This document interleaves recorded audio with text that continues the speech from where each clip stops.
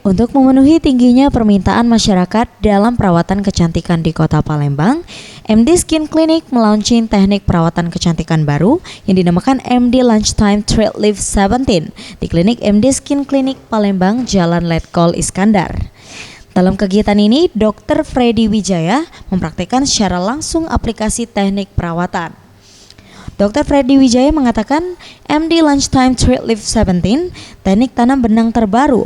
Berbeda dengan teknik tanam benang sebelumnya, dalam teknik ini benang yang digunakan berukuran panjang 17 cm. Dengan lama pemasangan sekitar 30 menit, dan setelah pengaplikasian benang, pasien langsung dapat melanjutkan kembali aktivitasnya seperti biasa. Benang yang digunakan dalam teknik MD Lunchtime Treat Lift 17 memiliki ketahanan yang lebih baik. Selain mengencangkan permukaan kulit, teknik ini juga dapat merangsang kolagen sehingga kulit menjadi lebih kenyal dan kencang.